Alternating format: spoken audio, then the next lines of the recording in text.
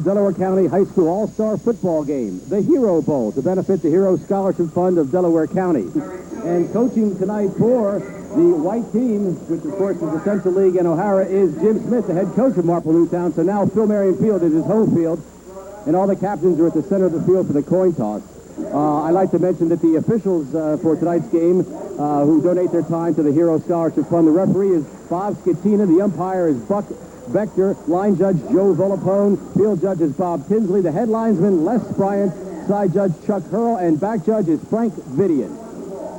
So the Hero Bowl, we have a little bit of a problem broadcasting a game like this because, unlike a regular season game, they're really, everybody on both squads are starters. And we have a double amount of players coming in and out, and players who normally would play both ways are only playing one way. For instance, Brian Stump, the quarterback from Springfield, is listed, and as we talked to him during the Delaware County High School Sports Corner, he's probably only going to play a defensive back tonight. And then he'll probably get ready because he's also playing in the Barrett All-Star Baseball game tomorrow afternoon at Glen Mills, which will be broadcast here on WCZN.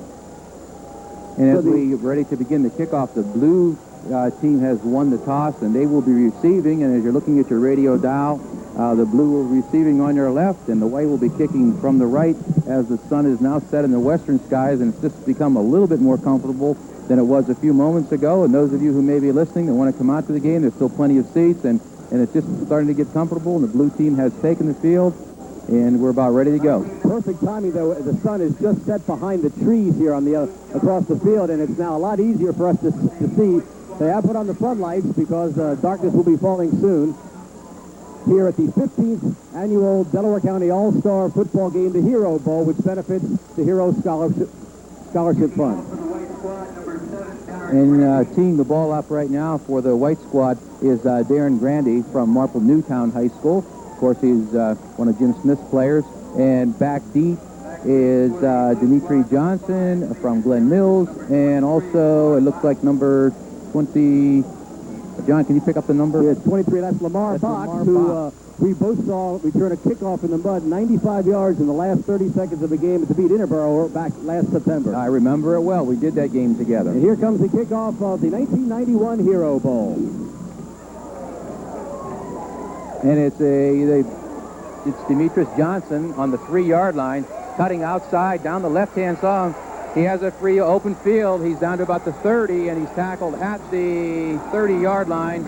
And on the tackle, Brian, were you able to pick up the number of the tackler? Again, it's very hard to pick up these numbers, not because the uniforms are dirty after the opening kickoff, but that both uniforms are blue and white. The blue team is basically blue shirts with white numerals and white pants. The white team is white shirts with blue numerals and white pants. So everybody's wearing the same color pants, and as they unpile, sometimes it'll be hard to pick up some of the numbers. And we're going to see number 12 from Glen Mills, Mike Young, opening at quarterback. And we expect to see Howard Maxwell of Chester, number 10 in the backfield, and also number 11, Harry Dumas of Garnet Valley in the backfield. In the straight I formation right now is the blue team. And number 10 is the ball carrier, Howard Maxwell, hit very hard over the left-hand side of the line on a dive play. Stopped for a loss of about 2 yards. It's going to bring up a 2nd and 11, and it was Mike Rogers, number 67 of Haverford, who made the tackle. We have a 2nd and 11, the ball resting at the 29-yard line on what has turned out to be a very beautiful evening. Again, it's, I don't know what the high today officially was. I know it was higher than 94 because that was the old record, but the humidity wasn't quite as overbearing today, and it's actually pretty pleasant here now that the sun is set out of our eyes. Blue team out of the huddle in the I formation, split back to the right. There's a flag on the play, and the play is going to be called back and look like illegal motion by number... Right guard Tom Clara. He left way before the snap of the ball, and you could expect this at an all-star game where they're not used to the cadence of the quarterback, and here on the second play from scrimmage, our first flag. And the fact that the players really don't know each other. They've only had a few days to practice together and get the cadence down and the change of the quarterback cadence and things like that. And we'll see how things are going to go here. And we have about 10.5 minutes left in the first quarter. The ball now at the 24-yard line, and it's going to bring up a 2nd and 16. And we'll just see how wide open the offense is going to be by Coach Joe Ferranola. It's obviously a passing situation, but not usually that much passing in an all-star game. Mike Young back to pass. Getting a lot of pressure.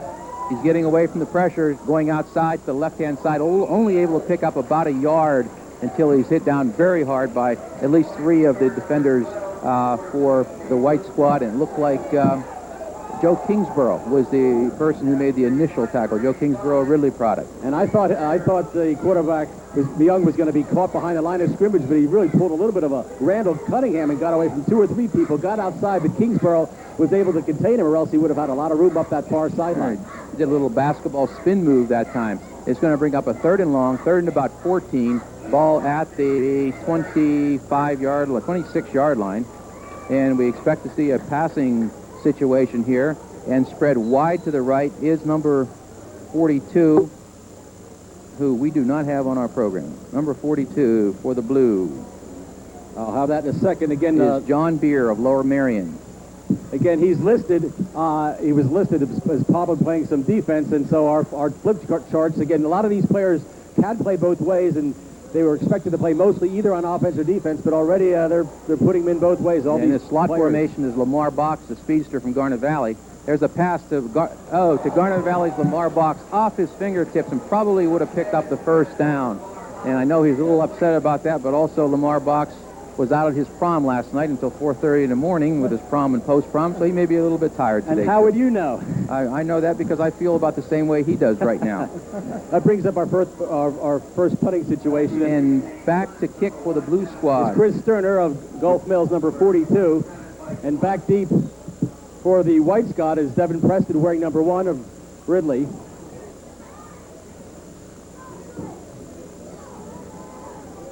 The punt is off, and it's rolling on the left sideline. And it's touched down by the Blue Squad at the 39-yard line. So the White Squad will take over from the 39-yard line, 1st and 10. And we'll see who we have. We're expecting Dennis Decker to be a quarterback, Chuck Robinson from Springfield at halfback, and Pete Petrillo of Lower Marion at the other back position, and Nick Mulligan of Strathaven also at the fullback position. We'll there's a lot of running backs on this white offense, including Chris Cooper of Haverford, Mike Buzza of Ridley, and Will Hedren of Marple Newtown. And there's a lot of running backs that Coach Jim Smith can run in and out tonight. Dennis Decker out over the ball, motion to the right. Decker back to throw as we expected. A little swing pass to the left-hand side. And as you can hear the excitement, that was Mike Buzza. That was number 22, Mike Buzza, who took a little swing pass over the left-hand side and picked up about, let's see how many yards he picked up. But there's a penalty flag on the play, which was thrown downfield. And we have a clipping penalty against the White Squad, something we can expect probably a lot of in a game like this where the kids haven't put on the pads for several months. And it's a big penalty. And referee Bob Scatina marks it off from the 40-yard line, or just outside the 40, brings it back to about the 26-yard line, 15 yards. So the first play from scrimmage by the White, a flare pass from Decker to Buzza, and there again, Brian, is that Ridley influence in the offense. They had a 1st down, but a clip has brought it back, and it's going to create a 1st down and long, 1st and 25. We have a 1st and 25 from the 25-yard line. Chuck Robinson has just reported into the backfield for the White Squad. And we have Jim Nicholson split to the left, and Devin Preston, number 1, split to the right, and Dennis Decker under center. Robinson, the ball carrier, a good cut up the middle, 2 good moves, and some very good hitting by the Blue Squad. About a 6-yard gain that time on kind of a delay trap play up the middle. And it was Chuck Robinson from Springfield, one of the leading ground gainers of the past 2 years in Delaware County. The first Blue defender to get to him was Bobby Gavillion, who's wearing number 2, who is a fantastic athlete. He's playing football here today, and he was a member of the Bulls state championship basketball team. He's going to the University of Maine next year to play baseball and football. And also that big number 66, Shannon Stevens, at the linebacker, Glenn Mills product. A real tough hitter. White team is out of the huddle now. Decker under center. Robinson in motion from left to right. Fake to the fullback. Decker back to throw, getting a lot of pressure. A swing pass over to number 11, Nicholson. Hit very hard by number 22 for the Blue Squad. Mike Kagosi of St. James. Mike Kagosi of St. James, a very good hit. held it to a very short gain. It's going to bring up a 3rd and 12. Ball right now resting at the 38-yard line. 3rd and 12 from the 38-yard line for the white squad. And Decker, most of the plays have been designed for him to roll out and gain some time against the defense of the blue squad. And that resembled one of the plays that Coach McNichols came up with to really save Decker so he wouldn't have to scramble. And Jimmy Nicholson came back and saved him from getting killed. And it's 3rd down and now 12 yards to go for the white squad. We've got a wide formation to the wide side of the field. That's to the right side of the field. Decker's back. Little swing pass, a screen pass to number 22, Mike Buzza. Some good hard running down the left-hand sideline and a fumble. And we'll see what's going to happen. He may have either been down already or out of bounds. And the we're waiting to team see what the pointed call the other is. direction as the ball is a fumble. Right in front of the referee bench, has not right in signaled front of us, anything. and we'll see what the call is. I think he's down before the ball squirted loose. I was surprised that he wasn't knocked out of bounds. He stayed in bounds right in front of the white bench. And we also have a flag on the play. It may be a roughing the passer. The flag is back in the offensive backfield. It is a personal foul. It is roughing the passer, and it is against the blue squad. And I'll tell you something else, that penalty, without that penalty, they were going to have to measure, even though the chains are all the way across the field on the blue side. That was going to be a measurement for that. It was 3rd and 12, and they made just about 12, but no measurement will be needed because the penalty tacked on, I think, will take care of this. And, Brian, that's a play you saw a lot of this year, didn't you? Definitely. They wanted to utilize Mike Buzza whenever they could for the short passes, and he's a very tough runner. He's just a very hard worker and grinds everything out, and he did it in that instance there. The 15-yard roughing the passer penalty is marched off from the original line of scrimmage, so a gain of about 12 it turns into a gain of 15 from the original line of scrimmage, and since it was 3rd and 12, obviously it's a 1st down, and the white team is moved into blue territory at about the 47-yard line now. 1st down, Rich. And we're with Decker under center again, and Robinson in motion from left to right. Wide formation. Decker back to throw once again. Throws a bullet over the center and right into the hands of, trying to check again the number. I think it's like Buzza again.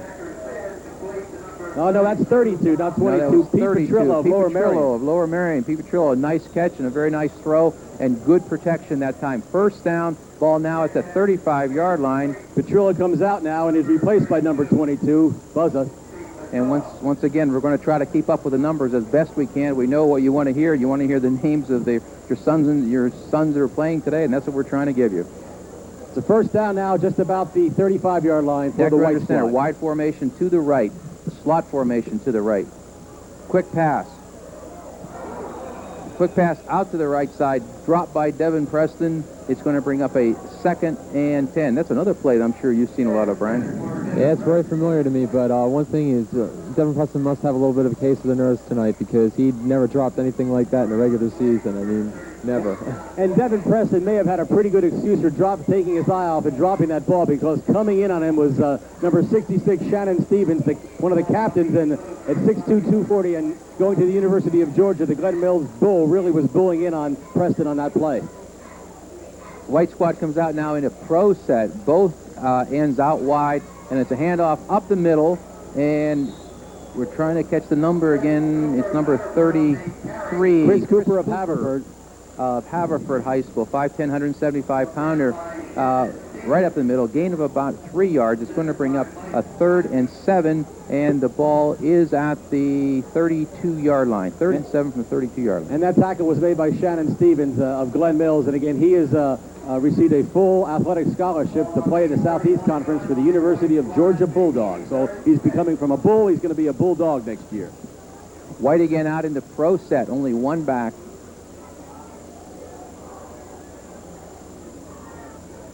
Decker under center. Robinson in motion.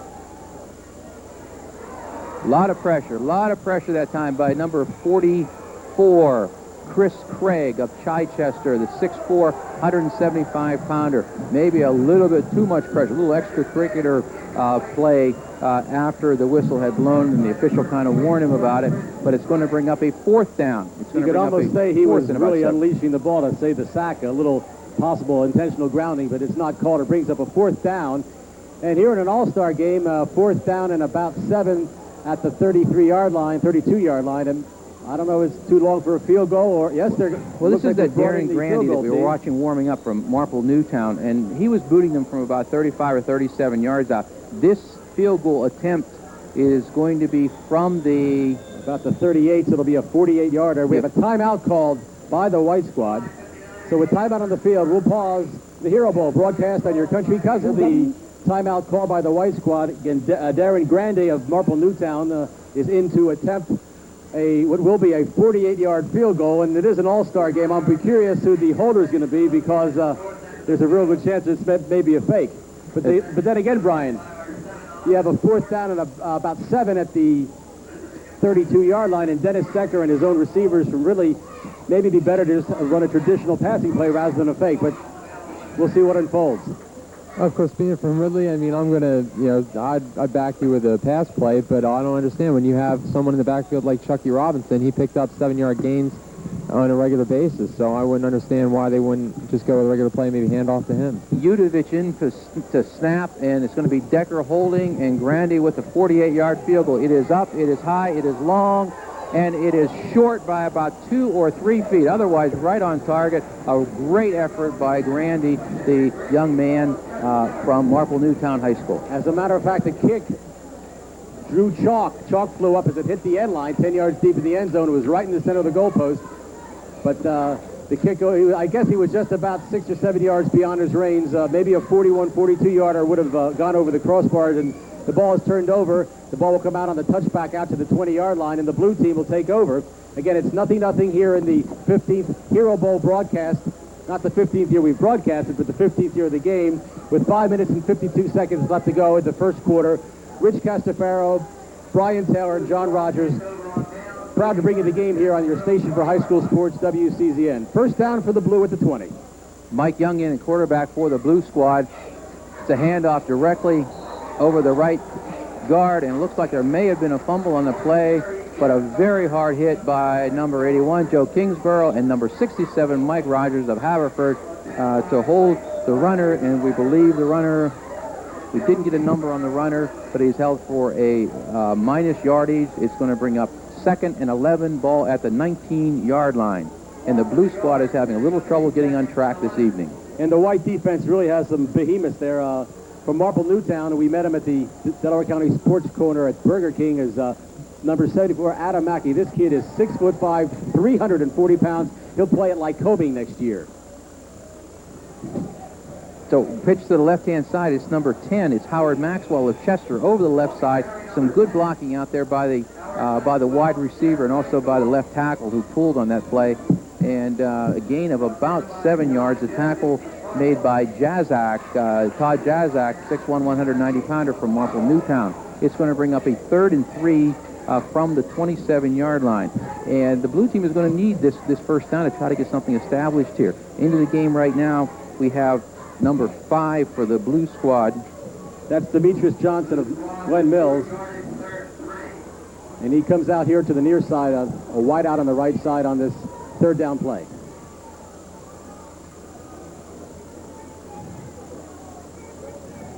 They hand the ball right up the middle.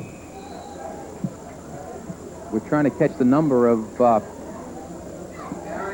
did you catch that, Brian, who the runner was that time?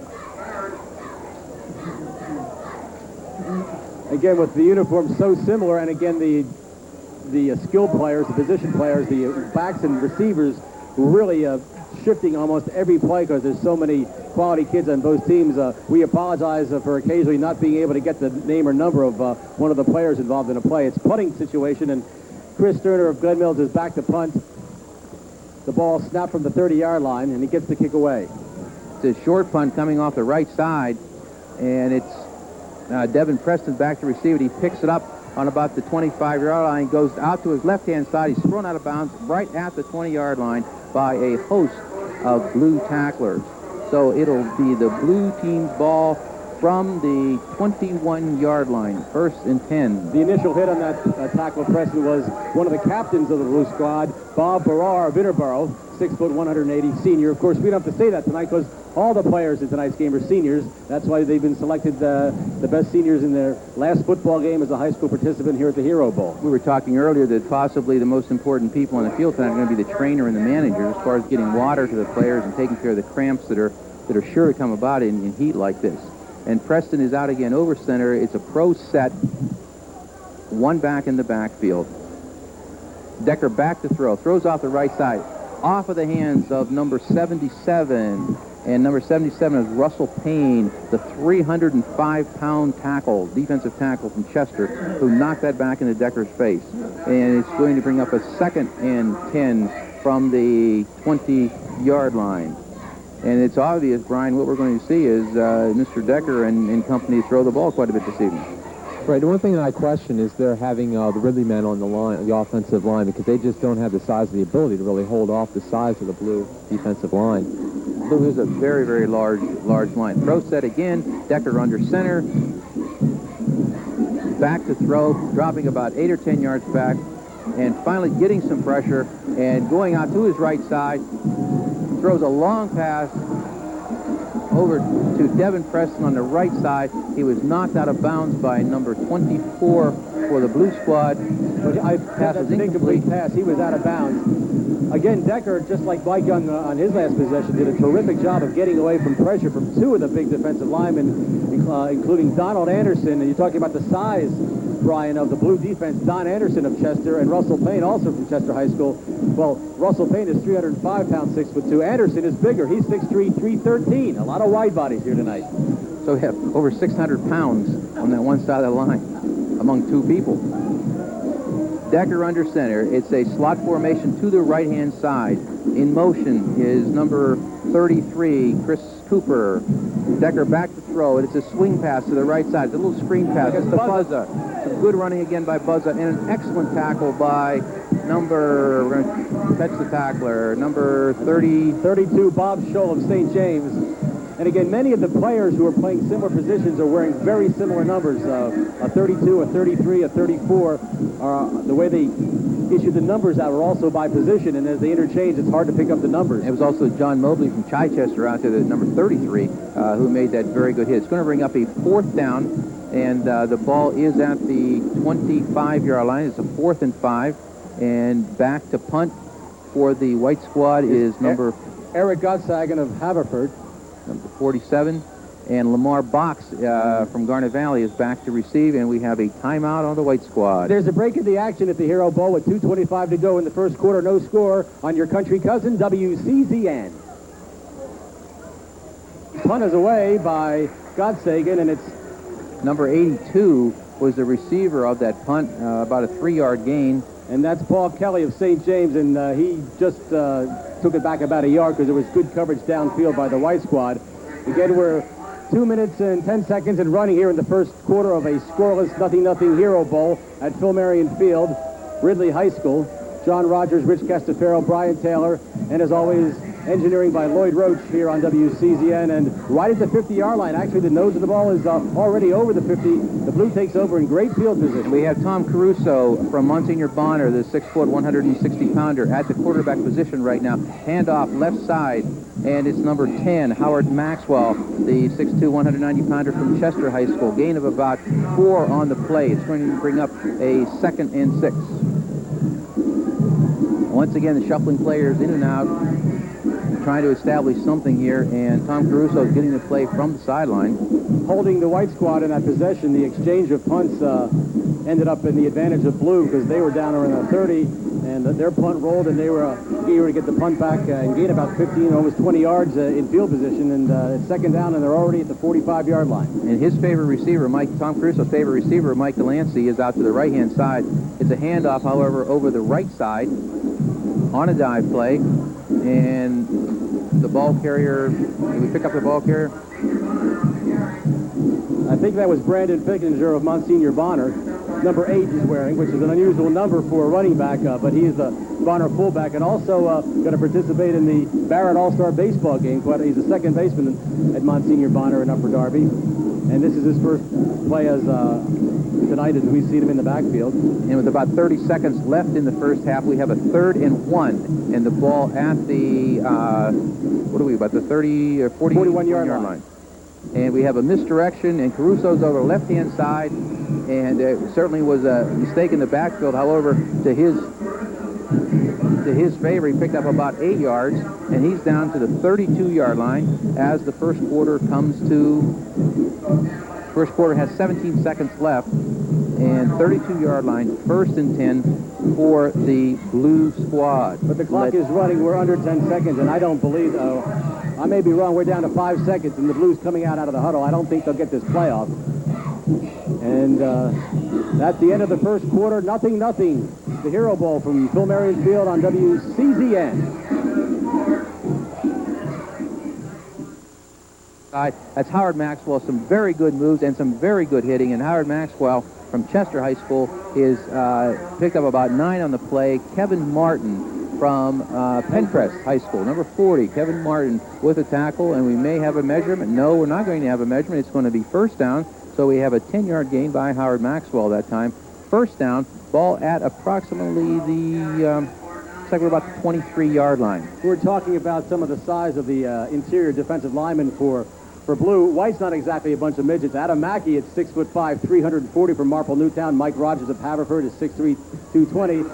And in this kind of weather, and they're wearing pads, and we'll see how the weather affects the ability of these kids to participate tonight. Not a place for the meek of heart tonight. Under center is Caruso. On a reverse play, over the left-hand side, on a very nice run, is Demetrius Johnson from Glen Mills. It was kind of a scissors play where the quarterback came out, fake to the right, handed back to Johnson, and it was Jim Campbell, the 5'8", 162-pounder from Cardinal O'Hara High School on the tackle. Number 5, Jim Campbell on the tackle. Gain of about 8 on the play. It's going to be 2nd and 2. The ball now at the 15-yard line. It's certainly the best drive of the evening that we've had for the Blue squad. They took this possession over from midfield and have now driven it down to the 10-yard line, and we have another timeout on the field. It's going to be an official's timeout. I don't know, it could be equipment. Demetrius Johnson is going back to the sideline. He's limping a little bit.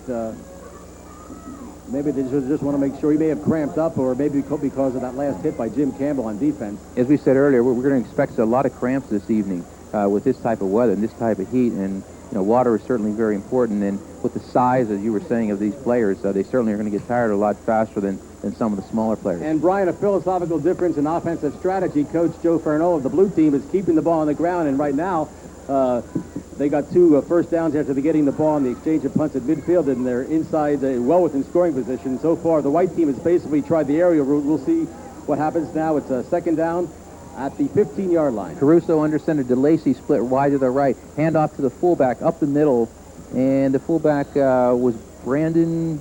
That's Pickinger from Monsignor Bonner. 205 pounder, 6 foot tall. Going for the first down. And it's sort of unusual to have a number 9, who's quarterback Tom Caruso, handing off to a number 8. Number 8 you always think is a quarterback number. It reminds me of Archie Manning or somebody. But that's the number that Pickinger is wearing tonight for the Blue. We're going to have a measurement now, and the measurement's going to be at about the 12-yard line. We're going to measure for the first down.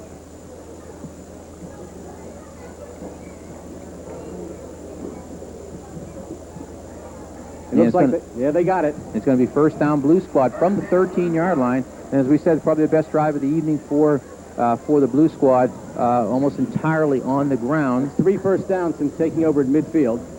Referee Bob Scatina setting the ball in play after signaling the first down. So it's 1st and 10. The ball about the 12.5-yard line.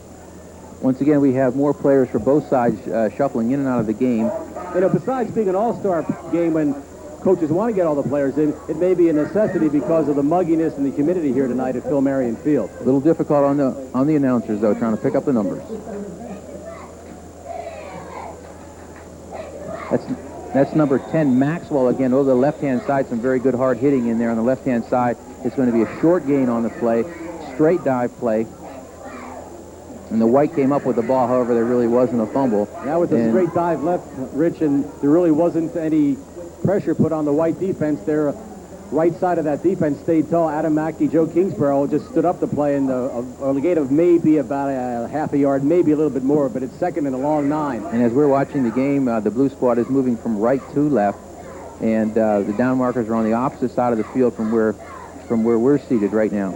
And Caruso comes out under center. We have a tight formation, a wing formation to the right-hand side of the field.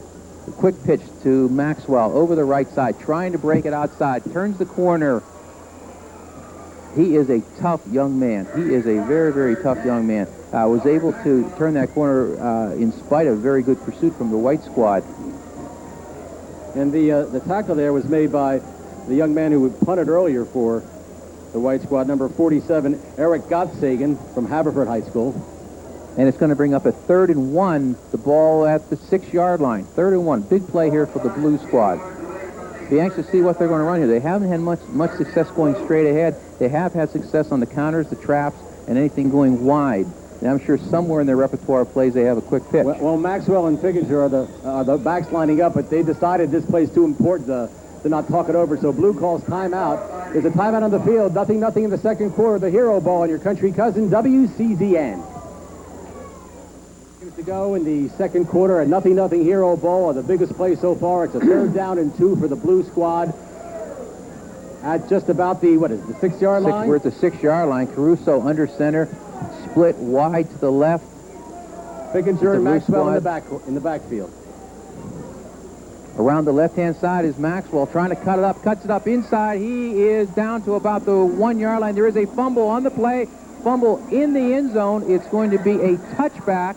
It's going to be White's ball at the 20-yard line. The fumble was at the 1-yard line into the end zone, and it was recovered by the white squad, which means it's a touchback. Not so That fast. was a signal. I was pretty sure, Rich, that he was down. The ball was down way before it popped out, and the ground.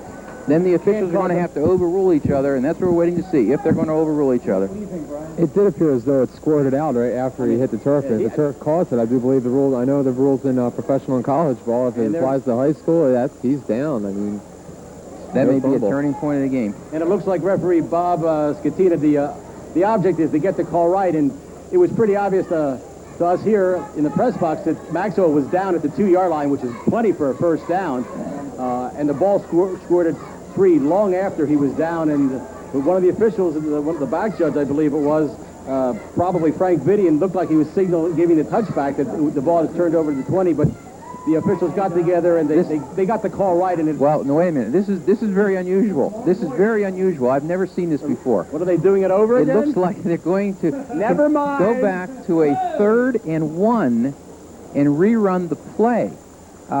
I've never seen this before. No. I guess in an all-star game you can do anything you want to do. I was just going to say that. Either it's a fumble or it's not, and if it was not a fumble, it really should be a 1st and goal to 2 where Maxwell had been brought down and the ball squirted loose. Well, we're going to run it again, and we're going to see what's going to happen. I hope they don't do the same thing again, because otherwise we'll be repeating this all night long.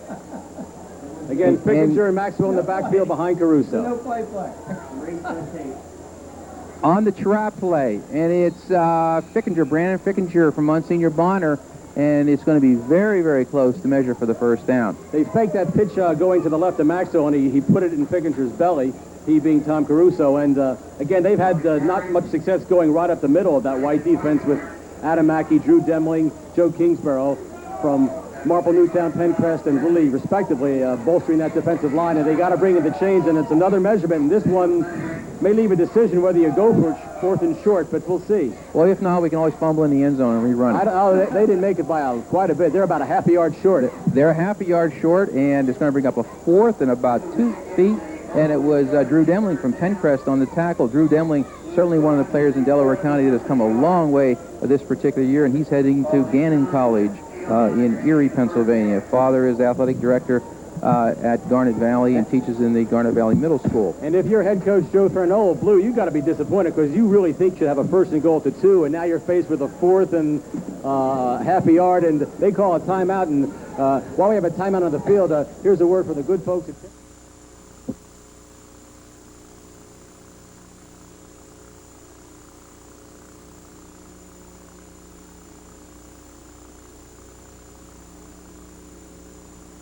And 4th and less than a yard at about just inside the 5-yard line for the blue squad in a scoreless game. And they're not going to be going for the field goal because it looks like they have most of the regular offensive players in. They probably think even if they don't make it, they're going to put the white squad deep in their territory. So it's going to be quite interesting to see what kind of play Coach Farinola comes up with in this particular incident. They haven't had much success going straight ahead. Where they have success is on the outside. But if you notice now, the white team is lining up outside shoulder to try to protect against the outside. And they've stuck with Maxwell and Fickinger in the backfield behind quarterback Tom Caruso.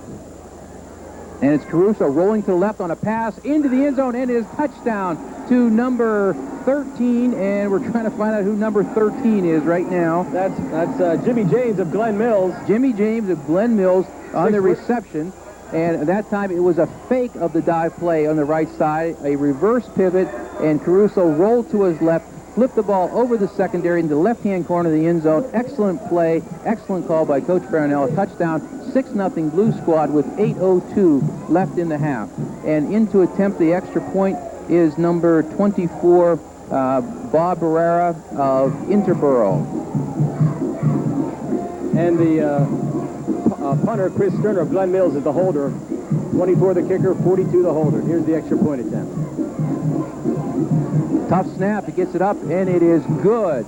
An excellent job by the holder that time. Excellent job by the holder getting the ball down, and the holder was number 24. Chris Sterner was the holder. He's the punter, and 24, Bob Barrard, put it through after the snap was low. He really picked it out of the dirt and beat it up. Kickoff from the blue team, picked it up at his 10-yard line, a rolling kickoff, and returned it to about the 21-yard line. 1st and 10, the white squad from their own 21-yard line, moving left to right with 7:40 left in the first half. 7-0 the blue squad on a real well-conceived play just a few seconds ago. And it's Decker again under center.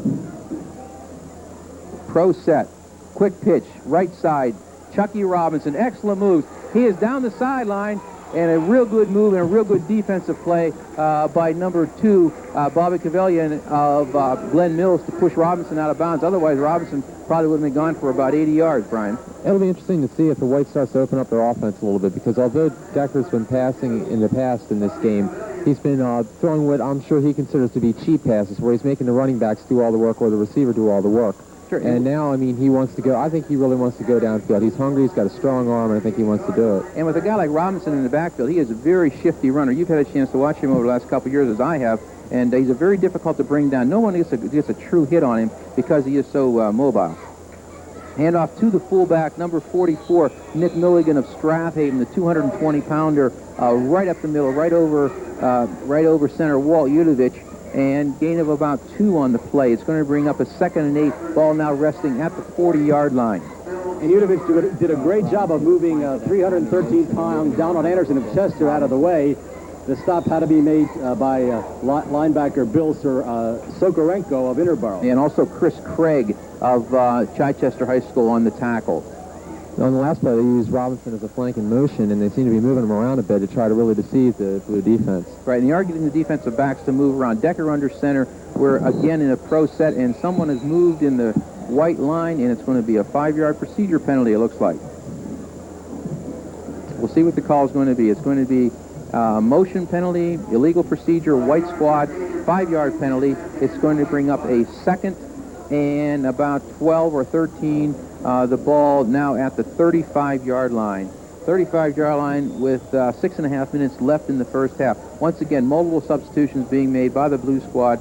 Chuck Robinson back in the game, and Buzza out of the game. Buzza, the All-American lacrosse player for Ridley, and Buzza will be going to Penn State University on a lacrosse scholarship this fall. Udovich over center. Decker. Decker straight back to throw, looking downfield. He has a receiver open, and intercepted by we have an interception. Bobby Cavalian on an incredible play. The ball bounced off of 2 or 3 players. Bobby Cavalian made the reception. The referee threw the beanbag to simply mark the spot of the interception, but he intercepted it at the 24-yard line, and returned it upfield to the 44-yard line. The blue squad is going to take over from the 42-yard line. 1st and 10 from their own 42-yard line for the blue squad. And back at quarterback again is Caruso for the blue squad. That time Decker's pass a little bit short, Brian. Yeah, that's definitely the kind of throw he wanted to make, but with the wrong result. I think he's so used to pitching a baseball, he's not used to throwing a football at this time of year. Tom Caruso back at quarterback for the blue squad. He was able to move the blue squad. Quick pass over the center, and that's the number 23, Lamar Box from Garnet Valley High School. Excellent catch by Lamar, a 12-yard gain on the play. first down, ball at the 45-yard line. Good quick pass by Caruso. Good strong arm. This is the first time I've had an opportunity to see him play. Real good strong arm. That one step back, throwing on that slant pattern, and Box was right there, and Box picked it in. Box is one of those kids that has excellent speed. You get him out in the open, and he's going to be gone. You think of a game like this, an all-star game, you think of the Dick Enberg of Delaware County, Mike Ianacci. Is really the type of individual who should be calling a game like this. He knows all that type of thing. Mike just walked out of the booth. And we're back to Tom Caruso at quarterback from the 45-yard line, and it's going to be a delay of game penalty called by the back judge. The back judge keeps the clock in that situation for delay of game. It's going to be a 5-yard penalty, delay of game. The ball is now going to be at the 50-yard line. It's going to be 1st and 10. Blue squad moving from right to left. So that'll bring up a 1st and 15, and we'd like to thank Mike Ianacci for turning on the lights here at the press box, because nightfall is set, and it may be a little bit easier to see the rosters here, as again the all-star squads, both blue and white, continually substituting on offense and defense, making it tough for us to know exactly who's handling the ball on any given play. And again, many of the uniform numbers are similar. And we're going to try very quickly to start picking up some of the numbers of the interior linemen too, so we can mention some of their names for you. Caruso straight back to pass, looking downfield, throwing long, over, oh my goodness, it was over the head of number 15. It was tipped by Daniel Mortimer of Interboro, and eventually got in by Anthony DeMeo for a reception of Sun Valley, but that ball was, that's the second pass in the last minute that's been deflected by 3 people. And yeah, the ball came back about 5 yards. This one becomes a double tip, and Anthony DeMeo, a 5'11", 151-pound senior, of course, from Sun Valley, takes the ball that originally hit Daniel Mortimer, a tight end from Interboro, and was gathered in after it was deflected off of one of the defensive backs. And it's a first down at the 29 for blue. Quick pitch over the right side to number 1, and number 1 is Sean McDowell of Academy Park High School. And short gain on the play, picked up about 2 or 3 yards on the play. And the tackle, trying to pick up who made the tackle on that particular play. Well, it was 69, John Atkinson of O'Hara. John, let's see if we can pick up some of the interior linemen for the blue squad. We have Mike Erickson from Sun Valley, the 6'6", 280-pounder in the line. We have also Larry Winder, number 58 from Glen Mills, the 6', 210-pounder. And we'll pick up a few on this next play. It now brings up a 2nd and 8. Ball at the 28-yard line. Caruso under center, split wide to the left. Handoff in the backfield to the fullback over the left-hand side.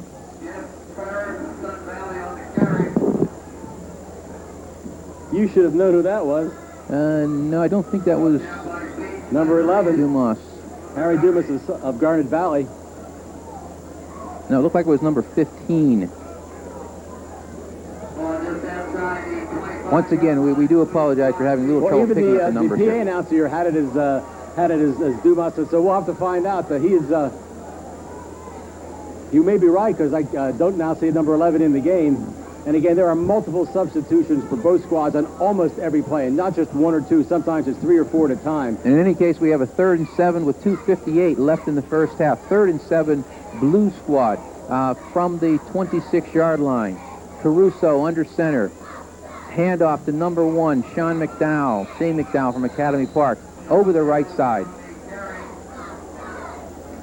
Sean Dow picks up about 3 yards. It's going to bring up a 4th down. It's going to be 4th and 5, ball at the 24-yard line. 4th and 5. Another interesting call for Coach Joe Farinella. And it looks like Chris Stenner of Glen Mills is coming in. He's the punter.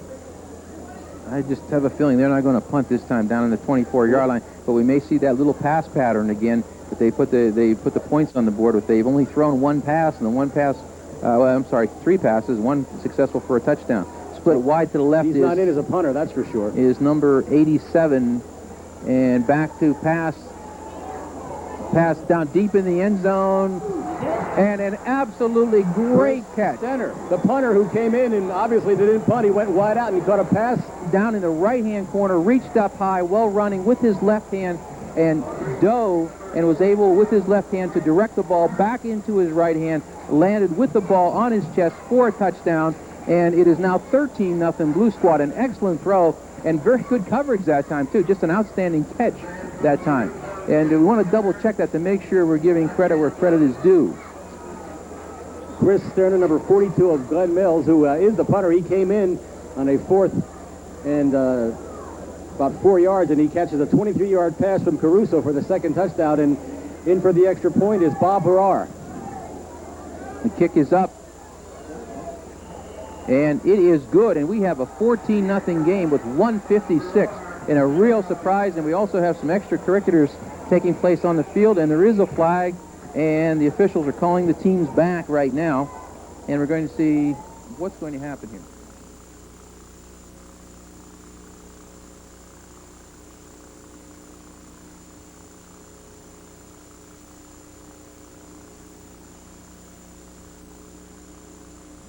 Imagine that your television didn't have the capability to bring you live world events and business news 24 hours a day. Didn't have the capability for the movies and specials you love. The capability for the complete spectrum of sports. The capability for music, educational, and children's television. Imagine no capabilities. Television today might look like this. Cable is today's television.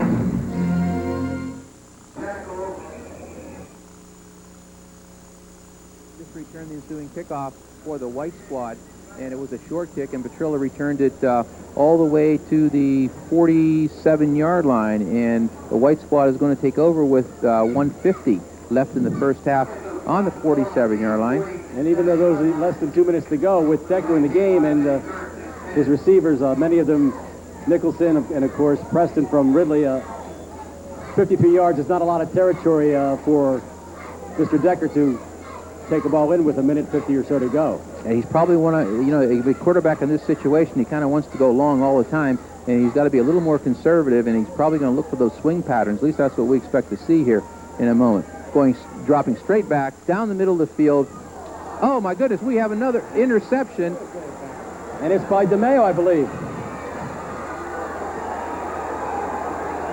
And we have a very excited sideline over there with the blue squad, and that was one of the plays where the receiver was down the field, got down to catch the ball, and the ball actually bounced off of his thighs and up into the air, and it was DeMeo. No, Bob Barrar, number 24, not number 28, the fellow who just kicked the extra points from Interboro. That's another big interception, and really a couple of bad breaks on tips. That ball was actually in the receiver's hand, but as he had dove to the ground sort of shook the ball out of his stomach straight up in the air, and all Barrar had to do was cradle it in, and he brought it back about 25 yards all the way to the 40-yard line. So now, 40 yards away from pay dirt, the Blue has another opportunity with 1:04 to go in the second quarter. Credit to Kevin Martin for making that tackle. Kevin Martin from Pencrest High School made that tackle and saved the person who intercepted from going the entire distance.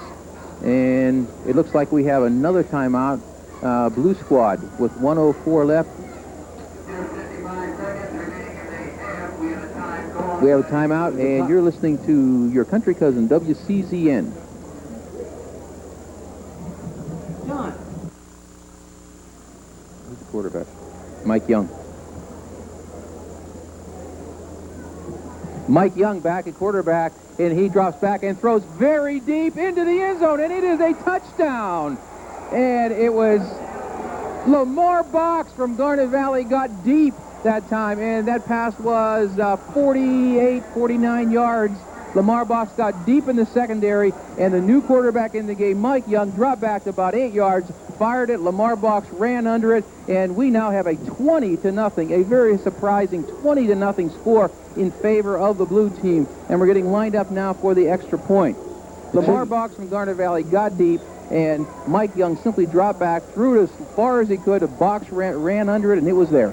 A 40-yard pass from Young to Box, and it's turning into somewhat of a route right now. And here's Barrar, who made that interception with the extra point, and it's a fake. Oh, another. And that was a play where the ball was snapped to the holder. The holder center, instead of putting the ball down, he rolls to his left. The place kicker, Barrar, rolled out to the right, and he caught a lob pass going the other way in the end zone for a 2-point conversion. There is a penalty flag, and we're not sure whether this play will stand. I don't think so. Illegal motion and an ineligible receiver downfield. One of the linemen, maybe he didn't know it was not going to be a place kick. He was over the line of scrimmage. Yeah, I think it was the left. I think it was the left tackle or left guard who, for somehow or another, was pretty deep in the end zone. I don't know why he'd be that deep in the end zone, but he kind of got deep in the end zone. So the penalty is going to put the ball for the extra point back to the 8-yard line, and now the blue squad is in to try to kick the extra point.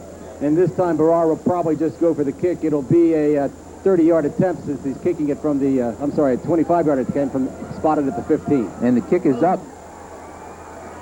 And it is good, and we have a 21-0 game, and we have some more extracurriculars on the field, and we have another flag with 47 seconds left in the first half. And we'll find out where the penalties will go on the ensuing kickoff. The Hero Bowl, broadcast live in your country cousin, WCZN. Well, Bob Barrera kicked that extra point to make it 21-0 with 47 seconds left, and we had a very unusual penalty in the end zone. We had an unsportsmanlike conduct call on the white squad, and then when they were lining up for the kickoff, the back judge came out and someone said something to him on the white squad. He threw the flag again for a second unsportsmanlike unsportsmanlike penalty call. So as a result, 30 yards in penalties. The blue squad is going to be kicking off from the 30-yard line of the white squad. A 30-yard kickoff, which would probably go into the end zone, but we may see an onside kick. Why not? It's a very unusual situation to see a kickoff from the white team's 30-yard line. In the NFL, there's a rule which never really happens very often, but if you would kick this through the end zone in the NFL, it would count as a 3-point field goal if you were close enough to make it all the way on a kickoff. They're only 30 yards away from the goal line, and this is Anthony DeMeo in to kick right now, and he's getting ready to kick off from the white squad's 30-yard line. And he does a little blooper, and as a result, the blue squad pins the white squad deep in their own territory inside the 10-yard line. And we have some more extracurriculars going on in the field, and we have some more flags going, and another flag up in the air. And we have both benches semi coming out on the field. The officials trying to gain control of this with 41 seconds left in the first half. Apparently there's some bad blood here, and I don't know if the heat had anything to do with that or not. Probably. Again, it's an all-star game. Nobody really cares about who wins, do they? Or do they? I think they do, and I also think that the white squad is very, very surprised to be down 21-0. DeMeo, he lifted a short, sort of a fly ball, and again, it was only 10 yards over the heads of the linemen who were 10 yards away, but a 20-yard kickoff got it down to the 10-yard line where Mike Blunt, number 27 of Springfield High School, took the kickoff. But again, since the kickoff team was so close, they were in on him. He was only about 15 yards away from where the ball was spotted. Again, I've never seen a kickoff that close, only 30 yards away from the end zone on that double unsportsmanlike penalty against the white, and we're going to have some more penalties here, and I'm not exactly sure what's going to happen. There was a day on the kickoffs when if you kicked it through the uprights, it was 3 points, but there was an Indian player at Carlisle named Jim Thorpe, who in one game, they just called... Yeah, well, guess what? I think that's a good call by the officials. They do this sometimes in hockey where they're going to forget about the last 40 seconds here of the second quarter, the first half, and they send both teams off the field to hopefully to maybe an air-conditioned locker room to cool themselves off and maybe to cool their tempers off. 21-0 in early halftime. You're watching the 15th annual Delaware County High School All-Star.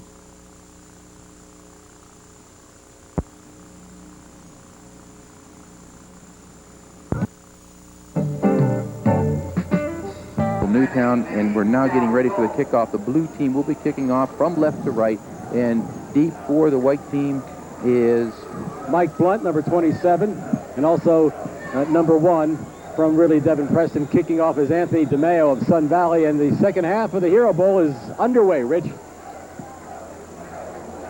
And it looks, is that Devin Preston? Yes, it is. Devin Preston with the kickoff return, picked it up on about the 15-yard line, returned it to the 30-yard line, and it's going to be white ball, 1st and 10 from the 30-yard line, 21-0 as we begin the second half. 21-0 in favor of the blue. A very surprising score as we enter the second half of play. A host of tacklers there. Keith Valentino of Academy Park, as well as Bob Scholl from St. James making the stop on the kickoff return. And we do have Brian Stump from Springfield coming in at quarterback in place of Dennis Decker. We don't know if it's an injury or simply the fact that they want all the kids to play in this particular game. Stump at quarterback, split formation, wide left. Reverse pivot pitch to the right-hand side, over the right side. Little gain, actually a loss that time. It was Chucky Robinson, no room outside. Blue defense swarming as they did the entire first half. The blue defense is very, very quick, especially the linebackers and the defensive backs. They seem to be all over the field, and at that time it was a loss of a yard by Chuck Robinson, so it's going to bring up a 2nd and 11, the ball resting at the 29-yard line of the white squad. One play in the second half run, and already the substitutes come in. Mike Buzzard comes into the backfield for Pete Petrillo for the white. 2nd down. Stump under center, and it's still Udovich in at center. Quick pitch over left-hand side. There is a fumble, however, it looked like illegal motion on the part of the right or left tackle for the white squad. That play should have been whistled before it started. It was really a break for the white because the pitch to Chucky Robinson was way wide. It was barely able to get his finger on it. It would have been a free ball, but the play never really started officially as the in motion play penalty caused the play to be null and void before it actually started. It's going to take the ball all the way back to the 25-yard line, bring up a 2nd and about 16. And Petrillo, 32 from Lower Merion, comes back in for Buzza, so I guess that's how Coach Jim Smith is shuffling in plays, if he is in fact calling plays, or they just may be taking turns. We don't know. We also have at left tackle Big Mike Dadd, the 275-pounder from Marple Newtown, now in at the left tackle position. And Stump under center. Snap, drop straight back. It's a draw play, and nothing doing. There is a flag, however, on the play. Probably going to be roughing the passer because there was a hit on Brian Stump after you got rid of the ball. Yeah, it was Chuck Robinson that took the handoff. They tried to squirt him up the middle of the field, but no chance at all. And we're going to have a personal foul, and it's going to be against the blue squad. And this is a big break for the white squad. They're way backed up. They'd be backed up inside their 20-yard line, and it's going to be a 15-yard penalty. This is not an automatic first down. Again, Stump had handed off to Chucky Robinson, who lost yardage on that play. He was stopped by a host of blue tacklers. One of them, though, went right past Chucky Robinson, and maybe he thought that Stump still had the ball, but he didn't, and he took a shot, and he was 5 yards away from the play upfield, which was a running play, and they just thought it was a cheap shot, I guess, on the quarterback, and they called it that. The Blues kind of taken a page from the white book in the way that they're hitting here in the second half, and they're just continuing to hit, and very, very good hitting here. And as we said, this is a game in June where the kids haven't been playing. Chris Cooper and Pete Petrillo are now in the game. Cooper from Haverford, Petrillo from Lower Merion. Stump under center, motion right side. Handoff again. And there is a fumble. It was over the left-hand side. There is a fumble, and the blue squad has it. The blue squad has picked up the fumble, and it's simply the intense hitting. And Mike Massey from Garnet Valley was the person who picked up the fumble. And Mike Massey, very surprising here tonight, playing some very good football. And it's going to be from the 35-yard line. It's going to be the blue squad's ball. And the blue squad is dominating the line of scrimmage. And it's simply that they're very, very quick defensively, much quicker probably than the white squad ever realized. There's been a few turnovers, but if I'm not mistaken, other than interceptions, that was the first fumble that's been turned over so far in the Hero Bowl this year. Number 50, Brian David from Academy Park is under center. Mike Young from Glen Mills is back in at quarterback. It's a reverse play coming back to the right side on a beautiful scissors play. And the handoff was to number 5, and number 5 is Demetrius Johnson, one of the co-captains this evening. And he picked up about 8 yards. It's going to be a 2nd and 2. The ball now resting at the 21-yard line, looks like. Looks like about the 27, 28-yard line. It's going to bring up a 2nd and about 2 from the 27-yard line. Again, the yard markers on the far sideline are obliterated by all the players standing up in front of them, so we have to guess sometime what yard line they're even Anthony on. DeMeo split wide to the right. Mike Young under center. Handoff over the right tackle to number 8. Brandon Fleshinger from Monsignor Bonner, the 205-pounder, going for the first down. And first down, the signal is first down. Joe Kingsborough from Ridley on the tackle that time. Drew Kingsborough is the kind of kid that just loves to hit everything and anything. He's the kind of kid that in gym class when they play basketball, he doesn't believe in dribbling the ball, and he turns it into a full contact sport. It sounds like you've been the victim of some of that contact. Yeah, I definitely have. I've felt his 6'2", 220-pound frame knocking me over several times. Well, that's what happens when you're a top student in the class. Sure didn't hurt you in the classroom, that's for sure. Mike Young, under center, over the left side, very little running room. There is a fumble on the play, picked up by number 12, and number 12 was Mike Young, who picked up the fumble, skirted around his left side, and we have, again, some extracurricular activities way out on the track, and a flag goes in the air, and this is very, very sad. This is something that we did not want to see this evening. We have both benches empty. There are a dozen players from the white side of the field where we are, and they're running over to the far deep corner in the end zone, and there's another flag going up, and I want to tell you, who would have thunk it with so many police officers in attendance here tonight? That play was a handoff from Mike Young to Howard Maxwell, and Howard Maxwell went around the left side, and when he was tackled, the ball squirted loose, but Mike Young, trailing the play, the quarterback who handed off, picked it up. He gained a few more yards, and when he was knocked out of bounds around inside the 15-yard line, again, a lot of extracurricular activity, and there are about 80 football players on the far side of the field down around the goal line in front of the stands across the field, and this really isn't very good. An all-star game that there should be a friendly rivalry, but again, maybe it's the hot weather over the last 2 weeks and they're blowing off some steam, but it's put somewhat of a damper on this game right now. It certainly has put a damper. This is exactly what we don't want to see.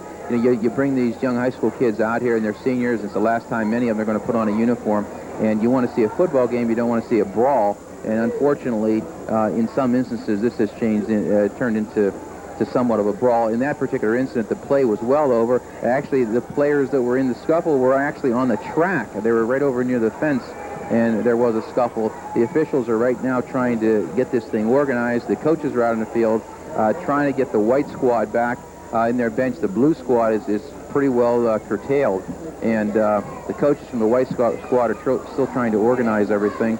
I don't know what the officials are going to call in this particular situation. The ball would have been placed at about the 15-yard line. It would have been another first down, but we don't know what's going to happen here. The officials are now conferring at about the 35-yard line to figure out what's going on. Yeah, and that referee Bob Scatino and all 7 of the officials who volunteer their time, they don't get paid for doing this game.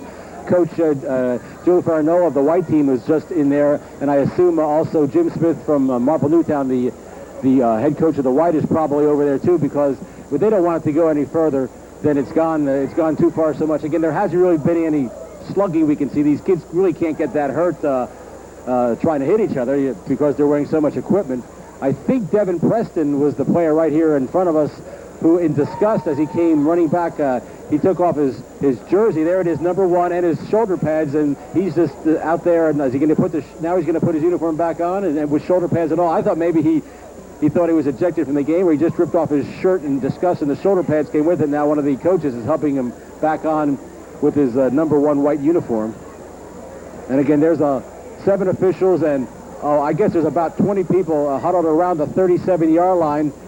You know what we have is a situation here where the officials should be making the decision. We should not have 8, 10, 12, 13 people we have out in the middle of the field right now trying to make a decision on what to do. It's the officials, it's their game to call, and if they want to get advice from someone, they simply would go to the sideline and get advice. I'm sure they're going to tell the coaches that one more time, we're just all going to go home. And it's very sad, you know, when you think of the purpose of this particular game and the 14 young men and women whose fathers perished in the line of duty and are now receiving scholarships from this, you know, come to this kind of event, and they expect to see an activity, not what we just saw a few moments ago. And hopefully this will get under control. We can get back to playing a football game.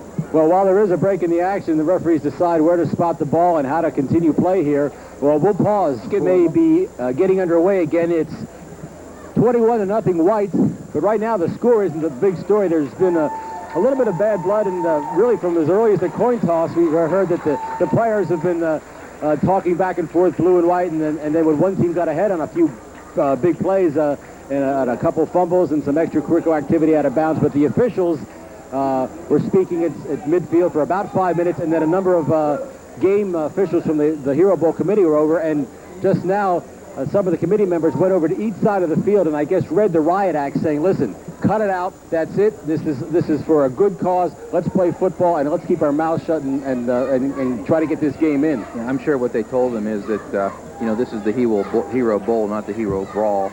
And one more time, and I think we're all going to go home unless something takes place here. There's just absolutely no reason. I will commend the half dozen or so members of the white squad who decided to stay right here in front of us, right here on the bench, while the rest of the blue team and the white team ran out on the far end of the field to get involved in that scuffle. But there were some young men who decided simply to stay there, not get involved in it like they should have.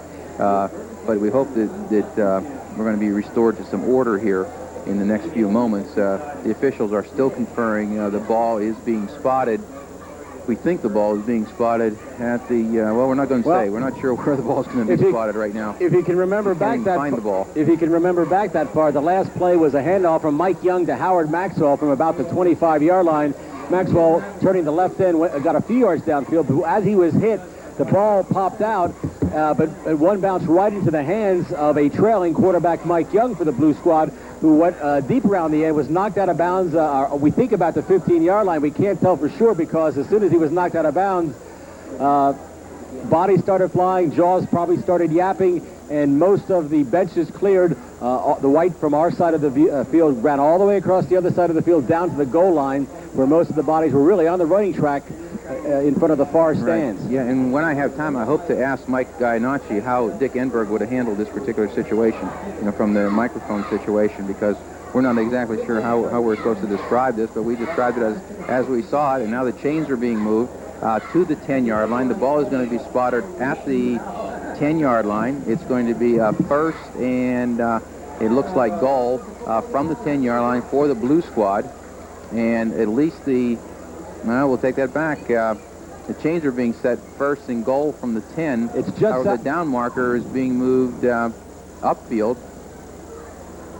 And we don't know what's going on, unfortunately. This looks like it may be a break for the blue. Maybe the initial unsportsmanlike conduct was against blue, so instead of having a 1st and 10 from just outside the 10, they have a 1st and 25 as the unsportsmanlike conduct brings the ball back to about the 25-yard line.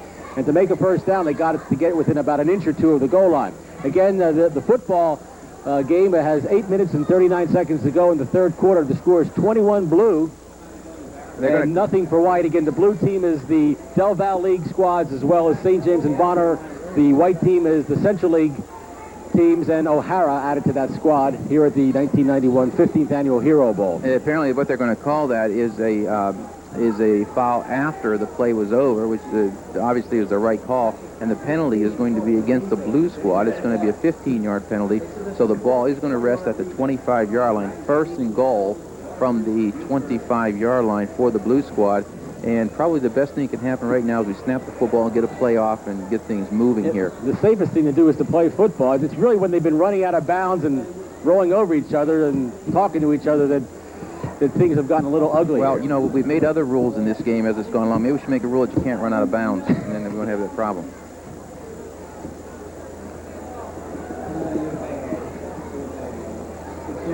And we don't really know what the officials are waiting for right now. They seem to be. Both seem to be kind of waiting, and we just don't know why they're waiting. I think it has to do with Coach Farinella being concerned about where the ball's being spotted, and I think what he's complaining about is should have been an offsetting penalty, and therefore leave the ball at the 10-yard line. And the officials are saying no, that particular penalty was against the blue. Well, he has a point because Mike Young, when he was knocked out of bounds, maybe he pushed back for the first penalty flag, but clearly there was another penalty flag thrown when there were 50 bodies out of bounds off in the running track. Now, that flag has to be something. It has to be maybe another blue penalty or the white one, which would either move them back 30 yards or offset and have the ball 1st and 10 just outside the 10. But the basic rule in sports is that the officials control what happens on the field, and the coaches are responsible for their benches. And that time, everything just broke loose. And a sad commentary on the game. Once again, we're still not sure what the officials are talking about, and we're not even sure who they're talking. They're talking to two other gentlemen in the middle of the field. Well, one of them is J.J. McNichols, the Hero Bowl Game Committee Chairman, and he's in the white pants and the sort of aquamarine shirt, and he's now walking in our direction. And he looks very angry right now, too. Now, Well, I would be they're going happy. to call the coaches together again. The amount of work the committee puts in all year long, and again, this really has to be the most successful Hero Bowl because we're pretty sure that they have broken the attendance record of 5,000. It was last year here at Phil Marion Field, plus a very Al Consalvi put together the most successful program in history as far as getting sponsors to donate money to the Hero Scholarship Fund. And they probably have never had this problem before, that the worst thing about the game has been the game itself and the actions of the players on the field. It's just kind of a shame with all the talent that's out there and some of the beautiful plays that we've seen this evening to see it be reduced to this type of activity. And as we said, let's get going. Let's get the game underway and let's see what's going to happen. The officials are kind of clapping their hands and basically saying that same thing. Let's get moving here. And again, this is the 1991 Hero Bowl being broadcast on WCZN Chester from Phil Marion Field and Ridley High School. Again, it's been a very unusual sporting event because of what's really happened starting in the first half, and the half really didn't even complete. They didn't play the last 40 seconds, and it's continued here in the third quarter. I think we're just about to play football, and now there's another whistle as the two teams line up to snap the ball. Rich? Oh, boy. We have a first and goal from the 25-yard line. It's the blue squad's ball. They've just recovered a fumble, ran 2 plays, and then there was an altercation. And it's been a good 15 or 20 minutes since we've had a football play. And now I think we're ready to go. We hope so. And it's Dan Mortimer from Interboro split wide to the right. And in the slot formation is Lamar Box from Garnet Valley. Under center is now Tom Caruso, and he's ready to receive the snap. And we're playing football. The snap pass over the middle, intended for Box, and he was covered very well that time, and good pressure on the quarterback. The pass fell incomplete. It's going to bring up a second and goal from the 25. Adam Mackey, the 340-pounder from Marple Newtown, caused that play to go awry. Second down and 25 at the 25.5-yard line. One of the other things that we're noticing here, too, it's the teams are using almost all of their 25 seconds to get the snap off, mainly because the plays are being sent in by the coaches on the sideline, and they're taking a little bit longer to call the plays, and that's the reason we've had a couple of penalties today with delayed game. Demetrius Johnson of Glen Mills now in the game, and he's spread out to the right side for blue. Caruso from Bonner over the right side. It's an option play. He's going over the right side. He's got an open field. He's turning it upfield, and he's all the way down to about the 10-yard line. Excellent run that time and some fine blocking over the right side. He did that little fake pitch, and in that fake pitch, he froze the linebacker and was able to skirt up inside of him. And he has the ball inside the 10-yard line to about the 7-yard line. It's going to be third and goal from the 7-yard line for the blue squad. And the wide side of the field is to their left, and they are moving from left to right. An 18-yard gain, so it's from second and 25. It's third and 7. Eric Gottsagen of Haverford really saved a touchdown with a tackle on that play. Caruso under center. The snap, quick pitch to the left-hand side to Howard Maxwell. He's turning the corner. He's heading to the flag, and he is in for the touchdown. Touchdown, Maxwell of Chester. Howard Maxwell, the 190-pounder from Chester. Just too much speed on the blue squad for the white squad. And remember, that was a first and goal from the 25-yard line, and something very unusual is happening here tonight. We never expected the blue squad to dominate as they're doing right now, and it is 27-0 with 7:37 left in the third quarter. And in to try the extra point is Bob Barrar of Interboro. Again, Chris Fenner to hold. There's a snap down, and the kick is blocked. And coming right up over the center is number 58 who blocked it, and we have another penalty on the play. Now this looks like it's a running into the kicker penalty, but again, that flag may have been thrown because the contact was made, but once the ball is blocked, I don't know if that's running into the kicker. I don't know exactly what's going to come out of this. I'm not exactly sure what they're going to call. No, they're going to wave it off, and an excellent call by the officials. They're going to wave it off. There's going to be no penalty. It's 27-0. Yes, Ian McNamara of O'Hara ran into Bob Barrar on the kick, but the ball was blocked by one of the other interior linemen. And so once if the ball is blocked, running into the kicker is not a penalty unless it's a roughing penalty. That's not the case. So it goes down as a point after touchdown that's missed. The first one Barrar has missed. So with 7 minutes and 37 seconds to go, it's now 27 blue, nothing for the white. The Hero Ball on your country cousin WCZ.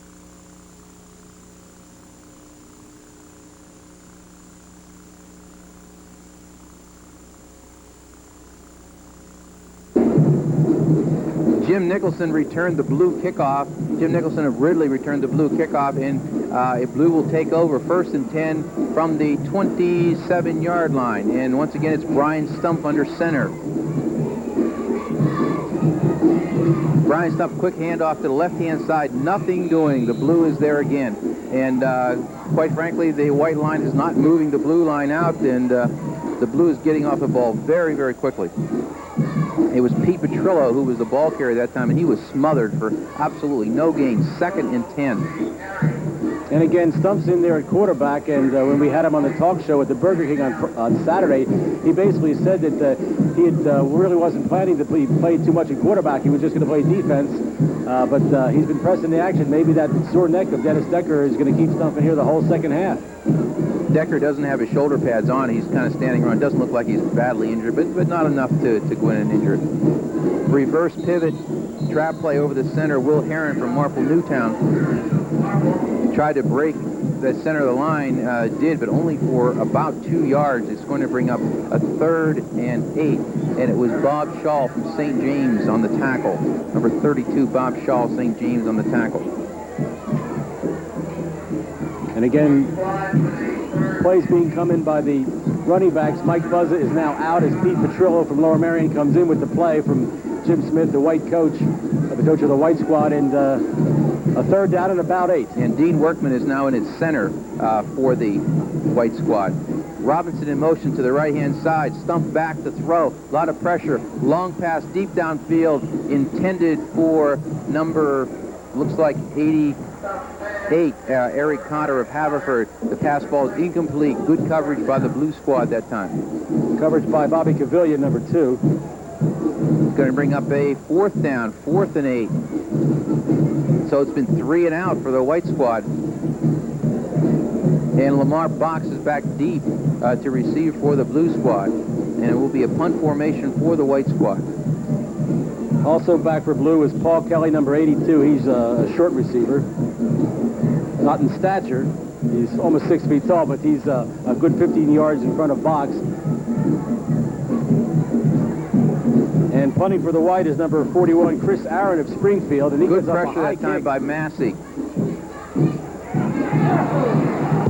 We have a fumble on the play, and it looks like this may be the break. Yes, it is. The white squad has recovered the fumble at the 42-yard line, at the Blues 42-yard line. Kind of a dangerous play that time by the receiver. We think that was Kelly, Paul Kelly from St. James, and he just fumbled that high kick. There wasn't that pressure downfield, and the ball rolled free, and a few players on both squads had a chance to pick it up. And finally, White, and listen, the White needed a break like this. Now they've gained a field position. They take over with a 1st down at the 43-yard line of the blue. They certainly don't want to be shut out in this game, down 27-0. Stump again at quarterback. Quick pitch, left-hand side. And once again, Buzza, nothing doing. Maybe a loss of 1 on the play. And it was number 99, Kevin Eckler, the 180-pounder from Interborough, who made the tackle. We're trying to pick out the front of the line there. We have Russell Payne, we have Chuck Waters, Mike Massey, and Chris Craig, the front 4 right now for the blue squad, doing an excellent job up front. Stump under center. Crow set, Stump directly back to throw, getting a lot of pressure, finally too much pressure, and again it was number 99, Ken Eckler of Interborough, with a big sack, loss of about 9 yards on the play. On that play, Stump ducked under one of the onrushing linemen, but he couldn't get away from the second one, Ken Eckler. That's 2 great defensive plays by the 6'2", 180-pound Interborough senior. Eckler is very quick getting off the ball, extremely quick, beating his man each time. Again, he's playing a defensive end spot, wearing number 99, but he really isn't that big of a guy. He's tall and lean. He's built a little bit more like maybe a point guard in basketball at 6'2" and 180. Shannon Stevens calling defensive signals for the blue squad. Stump under center, split to the right. Slot formation to the right. Stump directly back to throw. Throwing down the center of the field. Once again, nearly intercepted by number 32. It was intended for Pete Petrillo, who wears number 32, but it was overthrown. overthrown on the play and almost intercepted by Bob Shaw, number 32, for the Blue Squad. And there's a holding against White on that. I think it'll probably, yes, Shannon Stevens is declining it as the defensive captain because it'll bring out a 4th and almost 24th and 19 for White. And you're down 27-0 and you haven't had much of an offense. They still may go for it because they're in the middle of the field. They're now back on the other side of the 50 at their own 47-yard line. Fourth down. No, they're going to kick it away. The box is back to receive. And Eric Gottsagen of Haverford is in punt position for the White squad. And snapping the ball for the White squad is number 64 from Conestoga, Dean Workman.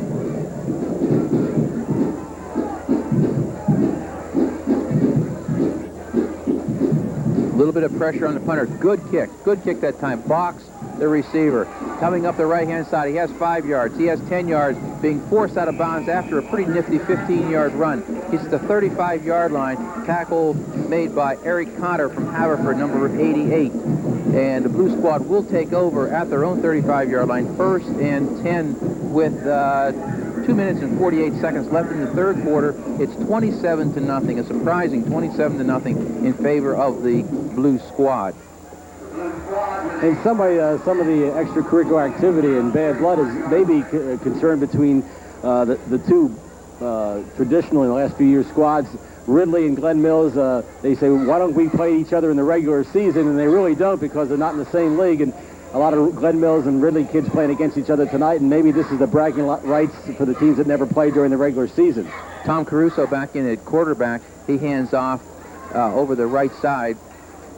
And we're trying to catch the number of the... Well, it was number 30-something, but his uniform was folded over. I think it's Jeff Farris, 34. If that's the case from Sun Valley, it's his first run of the game. Gain of about 3 on the play. It's going to bring up a 2nd and 7. The ball right now at the 39-yard line.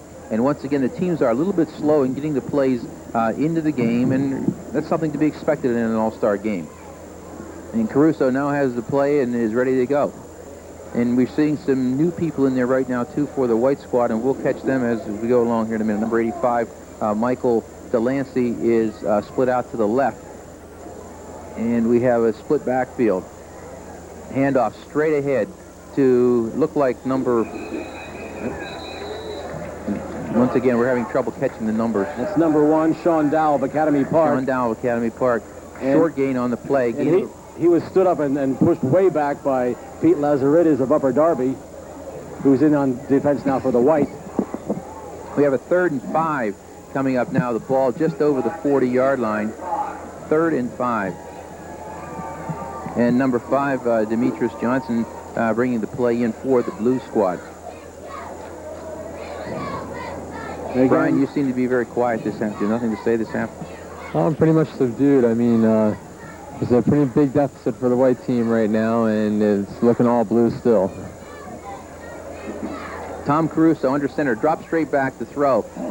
Throws over the right side. The ball was tipped and out of bounds. There is a flag on the play.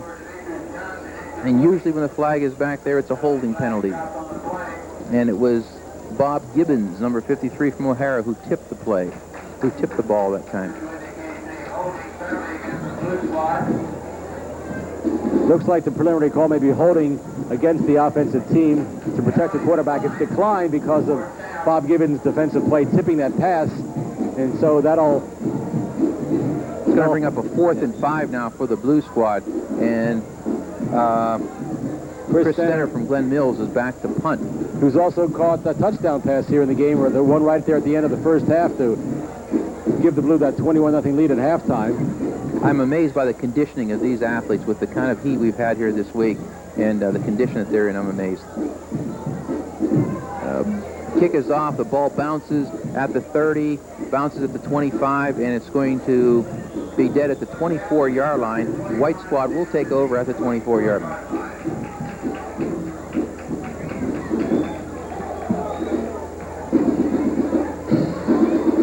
Again, the Hero Bowl raises funds for the Hero Scholarship Fund, which enables the children of firefighters, police officers, and ambulance drivers who died in the line of duty the opportunity for the children of those heroes to get an education after high school and talking about the Felker family of Collingdale. Already 5 of the kids have gone to college based on the Hero Scholarship Fund. And the clock has run out. That's the end of the third quarter. The Hero Bowl from Phil Marion Field to score. Blue 27, white nothing on your country cousin WCZN. The white squad on the first play of the fourth quarter, no gain over the left-hand side. It brings up a 2nd and 11. Once again, Stump back to pass, getting a lot of pressure. Throws out into the flat over the head of Mike Buzza, covered very well there by number 19. And that's Bill Kerwood of Penwood. Bill Kerwood of number 19 covered the play. Stump really had no chance of completing. It's going to bring up a 3rd and 11. The ball at the 23-yard line, of the white 23-yard line. And White unable to do anything offensively in the second half. Coach Joe Faranoa on defense has a lot of new players who really hasn't played much, so he has really a fresh defense in there. Players like Reginald Duncan at left end and Bill Kerwood playing secondary right now. So the white squad's job doesn't get any easier. They got some fresh legs out there playing defense against them. Split in the slot to the right of the white team. Stump is back to throw again, getting a lot of pressure once again, rolling out to his right, trying to throws deep down the field. He has a man open, and it is incomplete, and there is no interference on the play, and a good call. He was looking for Chucky Robinson down the field, but very good coverage by the blue squad. I noticed also we have a 00. I thought Jim Otto was the only one that ever wore a 00, but Reginald Duncan from Academy Park is wearing the 00 this evening into the game new. And some of the other new people that we have in the game, 71 Chuck Waters is in the game right now. And we'll try to pick up some more. Reginald Duncan, maybe he wears 00 to make him look bigger than he is, because he's playing left defensive end, and he's only 5'9" and 160 pounds. It's now 4th down, and the punting team is on. Gottsagen is going to punt for white, and Lamar Box back to take the punt for blue. Lamar loves to run punts. There he is over the right side. He's at the 10, 15-yard return. Fumble, but they're going to say he was down on the play. Good return by Lamar Box, puts the ball at the 45-yard line into white territory. A 15-yard return and a nice open field tackle upending Lamar Box by 43 Will Herron from Marple Newtown. Best open field tackle we've had tonight. We're seeing some new people in the game now, too, for the blue squad. We have a center in there, a new center, number 53, and we'll tell you in a minute who he is. And that's Tom Callara of Interboro is now in its center. Pass complete over the middle. The pass from Tom Caruso to Anthony DeMeo of Sun Valley. Good looking pattern, good for about 18 yards. The ball is now spotted at the 28-yard line, 1st and 10. Getting all choked up, Rich. I guess, is it the heat or the humidity or both? I think it's a little bit of both, and plus a little bit of lack of sleep. The ball at the 28-yard line, 1st and 10 for the blue squad, the dominating blue squad in this particular game. And once again, I'm amazed by the physical condition of these athletes to play in this kind of heat and in an intense game, in a long game, a very long game. It's 10:30 and we're still playing. 2.5 hours ago the game started. Over the right side on a reverse play, Caruso faked to the right, handed back to number 85 on the comeback, Michael Delancey. His partner from Monsignor Bonner, Delancey, showing some nice moves there. Turns it into a 7-yard gain. Ball now resting at the 20-yard line. 2nd and 3 from the 20-yard line for the blue squad with 9 minutes left in this contest. And that's a play where Delancey, who's lining up in the slot as a right flanker, comes across the backfield and takes the handoff and goes from right to left, and a good gain there. It's now a 7-yard gain, 2nd and about 3. The ball at the 20-yard line, and the blue is driving again. Yeah, John, it's kind of interesting. The blue apparently came into this game to win it. You know, they wanted to come in and win it big, and they weren't concerned about being nice to anybody or anything else. They wanted to come in and win the ball game, and they certainly are taking it to the white squad. Once again, Tom Caruso under center gives to his fullback up the middle. Good run, excellent run up the middle. Jeff Ferris. Jeff Ferris. broke up the middle, did a spin move off of the linebacker, and drove the ball all the way down to about the 2-yard line, the 1-yard line. First down, Blue Squad. That's about a 19-yard run. Farris, he ended up in the end zone, but he had touchdown about a yard short, so it'll be first and goal. You know, I've had the opportunity to watch Jeff Farris the last couple of years. He's a very, very tough runner. He gives you that low dip shoulder, and it's very hard to get a good hit on him. And that time it was a hit and spin move. He did it twice coming out of there, was able to spin all the way down to the 1-yard line. First and goal for the Blue Squad, and the Blue once more. We last saw Farris play on Thanksgiving morning in the game between Sun Valley and Chichester for bragging rights of that part of the Del Val League, and a 7-6 score, and Farris really was the workhorse carrying the ball for a good 2/3 of the Sun Valley offense. First and goal at the 1-yard line, and the Blue Squad trying to add to their 27-0 lead here with just over 8 minutes to go in the fourth quarter. Tom Caruso out under center. I formation, hand to the fullback. No gain on the play. Actually, there's a fumble on the play. There's a big pile up, but let's hope There's this doesn't start something else. And one of the officials is also piled up. Walt Betcher is piled up in there, one of the officials. Walt's got to move a little bit quicker in there. He's going to get piled up again. But now they're going to unpile and see who has the ball. Well, the white squad is claiming they have the ball, and the officials are also claiming that the white squad has the ball. So the white will take over from the 2-yard line. And Walt Betcher just getting up off the ground right now, lost his hat in that. I believe Drew Demling of Pencrest, the left defensive tackle, came out with that fumble. And it looked like Drew Demling was the one that got that. So that's the play of the game so far. First and goal at the 1, and Blue gets nothing out of it, but they're still ahead by 27 points, and 99 yards between them and a chance to break this scoreless offense they've had all night here at the Hero Bowl. And we think the Stump is back in at quarterback. Unless they give somebody else a crack. No, it's Stump number 9. And once again, the pro set, everybody split out wide. One back in the backfield. And the handoff is to number 43, Will Heron from Marple Newtown, hit immediately, once again, by the tackle and the linebacker of the Blue Squad. And we said several times tonight, the Blue Squad is really getting off of the ball. The linebackers are really making a difference in the ball game. They are extremely quick getting off the ball. Again, first and 10 at your own 1-yard line. You're down 27 points in the fourth quarter.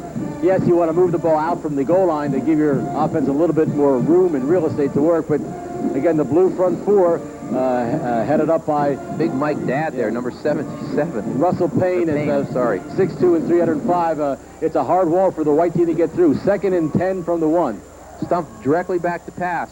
Getting a lot of pressure. Throws deep downfield, down the left-hand side. Pass is incomplete. There are no flags on the play. Good defense there. The pass was intended for Devin Preston, and good defense by number 11, and that was Harry Dumas from Garnet Valley. Good coverage on the play. That ball was overthrown. Both Dumas and Preston went up for it and went down on a heap. Both teams are yelling interference on the other guy, but that's a no call because the ball was actually uncatchable because it was over their heads. Brings up a 3rd and 11. The ball at about the 6-inch line right now, and we're going to see what the white squad is going to do. This is where it's tough to be a coach. This is what coaches get paid for, I guess, making these kind of calls. Well, if they have a trick play, some kind of double reverse may do something. Right now they have 12 men on the field. Number 28 is not getting off the field. Well, that's Chucky Robinson coming off at 25, and here's the play.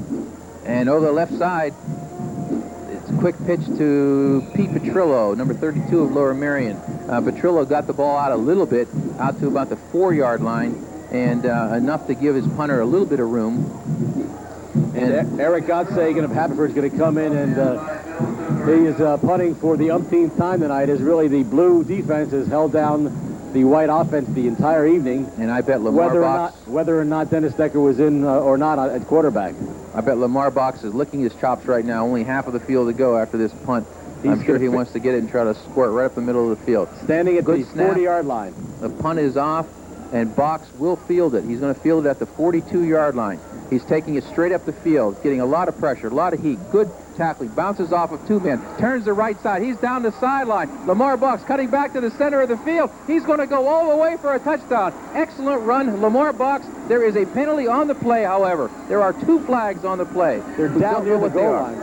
That was a 42-yard punt return. It was tripped up twice by two different tackles and then bounced off a clean hit, reminiscent of a Jimmy Brown play, and then he hit that far sideline, and most of the white shirted players were by him, and he had a really clear sailing the last 25 yards. I'm not sure what the penalty flags there, because they're back inside the 5-yard line, and there was nothing but LeVar Blocks and some of his blue-shirted teammates escorting him into the end zone. And there wasn't anybody there. I'm not quite sure what the penalty is going to be. Maybe they unfortunately were anticipating some unsportsmanlike situations, because that's most of what the yellow flags have been tonight. But it's a 42-yard punt return by... It's going to be a touchdown and an unsportsmanlike call on the blue team. Maybe it's because the way that he was holding the ball up and celebrating the touchdown. Yeah, that call, John, is taunting. When you're taunting an opponent in high school, that is a penalty. That is a penalty. That's going to be a touchdown and a taunting call. And let's see again now. The points are on the board. A 42-yard punt return, and I don't know if that was really taunting. He was so clear that last 5 yards, he just lifted the ball over his head. It wasn't like he was...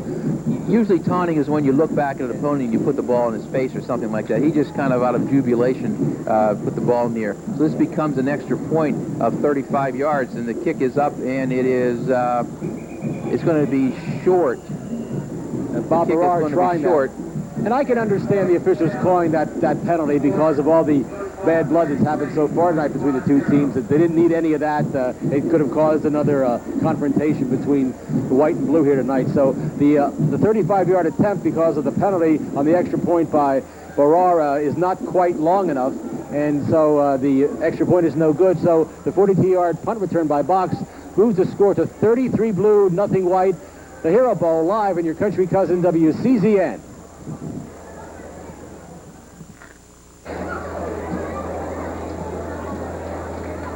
The kickoff from blue to white results in, guess what?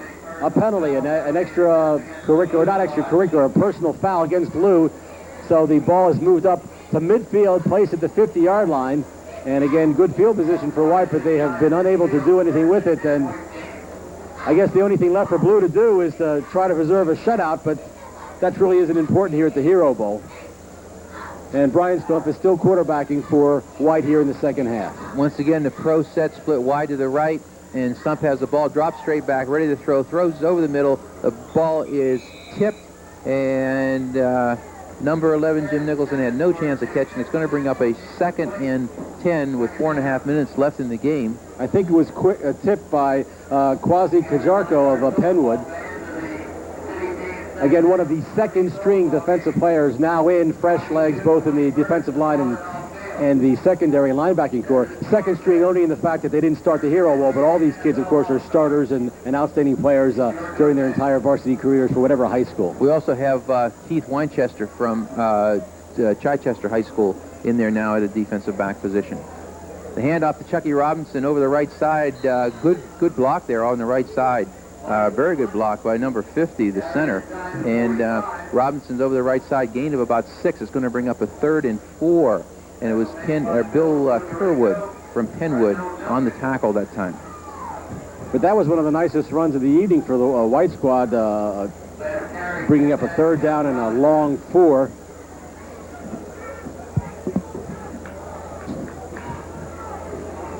Brian Stump under center again. Split backfield. Straight back to throw. Looking over in the left-hand corner. Has a man. It's caught. That's either 1 or 11. It's number 1, Devin Preston. First down. The first down of the second half with 3 minutes and 37 seconds left. The first down of the second half for the white squad. The ball now at the, let's see, 36, 37-yard line. 37-yard line, we'll call it. 1st and 10 from the 37-yard line for the white team, moving left to right. And other than Brian Stump at quarterback, a lot of the Ridley regulars are in there. Nicholson and Devin Preston at the wideout positions, and in the backfield, Mike Buzza. I formation now behind Stump. Quick pitch, right-hand side. Chuck Robinson over the right side. Good move. Trying to get outside. Cuts away from one man, but could not get away from the defensive back, number 41, the man we just mentioned, Keith Winchester from Chichester High School, made a good tackle on Robinson to hold it to about a 2-yard gain. And we also have an injury on the play. So there's a timeout on the field. Again, the score 33 to blue, nothing for white. The Hero Bowl broadcast live on your country cousin WCZN.